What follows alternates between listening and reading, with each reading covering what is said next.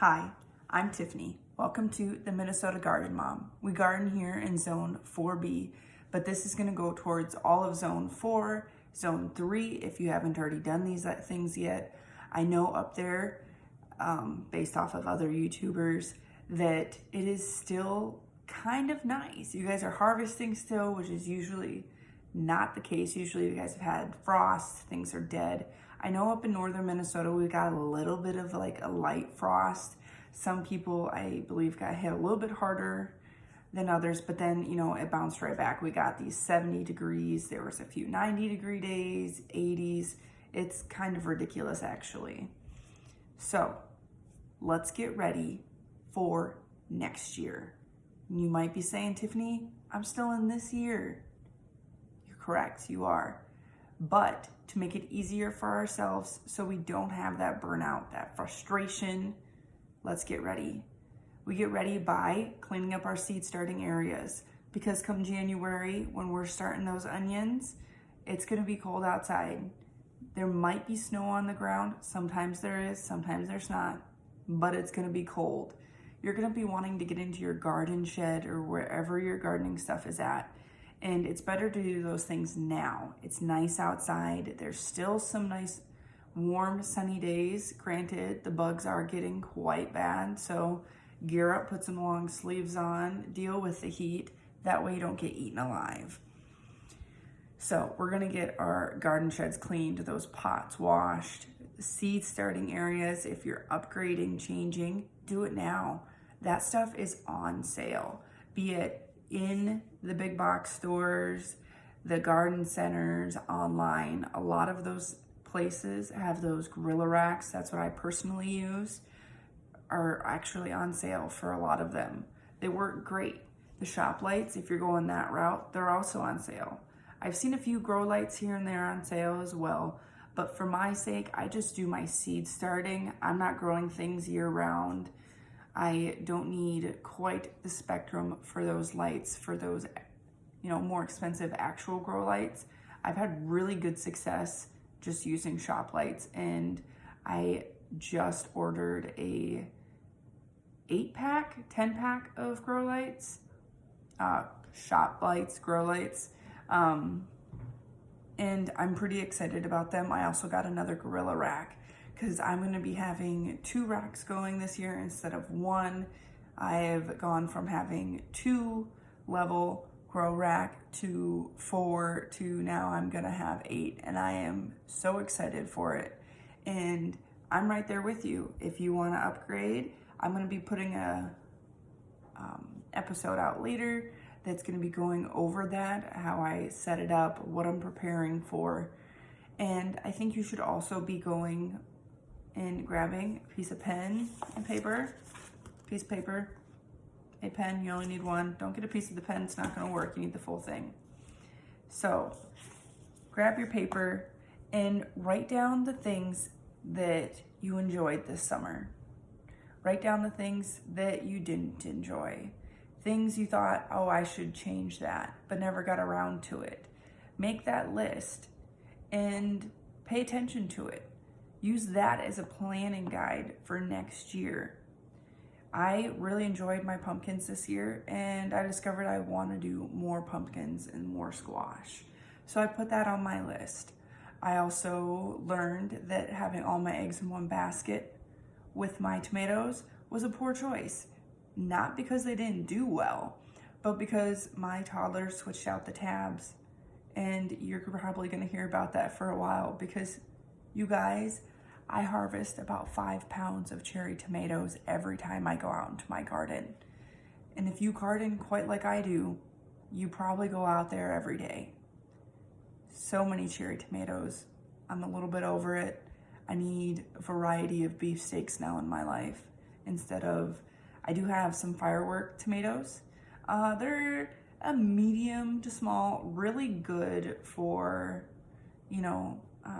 slices if you're just doing like a small sandwich, but I do miss those big daddy tomatoes. I would slice them in just one slice, a whole sandwich. BLTs 4 days in this house. Other things, if you feel like you are being too greedy of a gardener, you need wider pathways. Put the note down so that way come spring, when you feel like being greedy again for those pathways, you remember, hey, I do actually need some more space. I do 3-foot spacing in between my pathways. It works really well. I did think about doing less. My husband pointed out that I still need to be able to get my wheelbarrow through when I'm putting down compost, or when I'm taking out big harvests, when I'm cleaning up my beds, when I'm rotating the beds.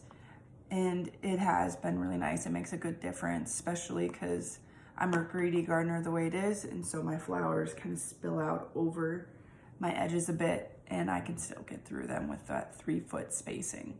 Now I do have a 4-foot bed around the whole perimeter of my garden, and that makes up for the fact that I do have that 3-foot wide walkway. Let's see, what else should we be doing right now? We should be going through our seeds, you guys. Seed sales are still happening. And not only are they like the 10, 15% off, they are 50% off over at MI Gardener still. They have, last time I checked, about 190. I did do a seed video of things that I bought from them. I have a large amount of seed collection, and I still continually order from them. And if you do the minimum of $20, so 20 seed packets, hey, 20 seed packets, am I right? It is free shipping. So hit that $20, that $19.99 and over, they will ship them for free, so you don't have to pay that shipping. I almost ordered 17 packets, and then I saw I was gonna have to pay the $3.50 shipping. And I'm like, no, I'm not gonna do that. I might as well get 4 more packets, because of course, just in case, I could do that $21, and ta-da, free shipping, because everybody loves free shipping. Let's see, they still have some tomatoes and things, and there's a lot of other companies that are still doing those sales. Now, the inventory is smaller, but maybe you can purchase things that you typically wouldn't purchase for yourself, things that you might still need. I know they still have peas in stock, tomatoes, there's a few peppers that they still have in stock. A lot of the basic items, go take a look, they're on sale, you're saving some money that way. You can get a variety of things you typically wouldn't grow, but would like to, because you have to remember, when it comes to gardening, this is long term. Yes, we can do it season by season, but if we get ahead of it and in the fall we decide what we actually want to plant come spring, you can still get those new varieties and everything when the seed catalogs come out. But if right now you're planning, you can get stuff on sale for yourself. You can know what you would like for next year, so when the seed catalogs come out, it might help you reel in just a little bit because you already have the space planned out. Go ahead, leave yourself a few spaces to fill in those gaps. I know I have a few of those sneak peek tomatoes that were on MI Gardener. I follow them on Facebook and stuff, so I'm pretty excited to see that they have a few new purple, like Mad Hatter type style tomatoes. And so I did leave a couple spaces so that I could get 1 or 2 new variety of tomatoes to add in to my already plan. If you don't already have one and you enjoy planning, I recommend just go get yourself a cute little book. It doesn't need to be an actual planner. And frankly, a lot of the planners can be nice because they give you nice spaces to write stuff in. But if you give yourself just a plain old book, it's heavy duty, so it's not going to be like one of these that's easy to get ripped out of, especially if you have kids. If it gets spilled on, this is not going to be okay. This is a lot more forgiving if you have it out in the garden with you, your kid spills their milk on it. My kids certainly have grabbed this, ran off with it, and it's beefy. It is surviving. You can get these pretty much anywhere. You can get them online. It just says notes on the front. You can get thicker ones, thinner ones. You can get the little the short ones as well. They're pretty nice. My husband did get me this last year, and I was so excited that he did because I am a logger. The problem with this one is that, let's see, I remember it didn't have enough plant log spots. This goes to page 129 for plant logs, which it has been really nice for the sake of when I was starting things, to let me know when I was starting things. But I ran out of space. As you can see here with my Monster Bell Peppers page,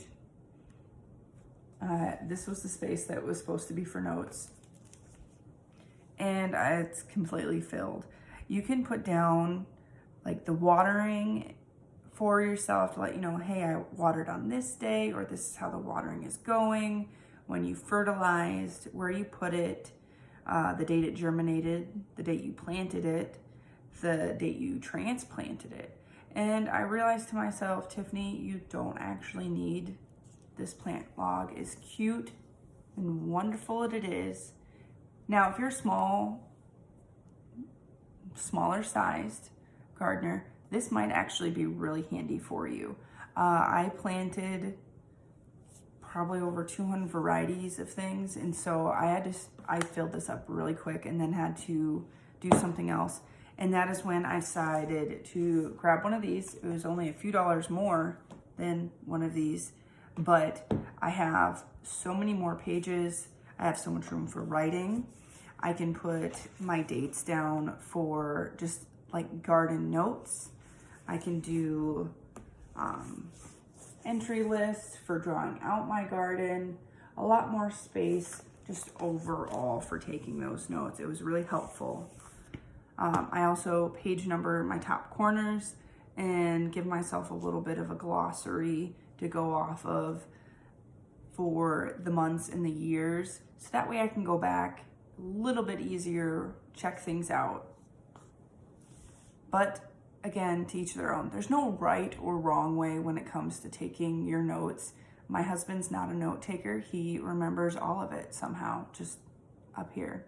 And if you're one of those people, congratulations. I really wish I could, but I am a note taker. I'm a planner. I have to write things down. If I'm not writing it down, it's not going to happen, because I've been interrupted about 10 times from my kids, and staying on task is quite difficult. Parents, you get me, you understand. So let's review. We're going to clean up our seed starting areas. We're going to wash our pots. We are going to clean up our garden sheds. We're going to be ready for next year. We're going to take a few notes. You don't have to do your full garden plan. You don't have to. You can have some breath. You can have some space. But writing down the things you liked and the things you didn't like for this year. Go around, take some pictures of things, have it ready for when you are ready to pick up that journal, that paper, and really start planning out. Not everybody needs to be quite the planner that I like to be, and that is completely fine. Finding ways to make it more enjoyable, preventing that burnout that happens later. And I truly believe having a plan can help get rid of that exhaustion and fatigue that comes with gardening when you have the unknown of, what should I do next? Oh no, I didn't plan this. I have an open space in my bed. What am I going to do? Well, you can chaos plan it, and that can be a lot of fun. Or we can take a moment in a couple months to sit down, really plan out that garden space. So I hope you learned something new. I hope you got some perspective on what you should be doing in your Minnesota Zone 4B garden.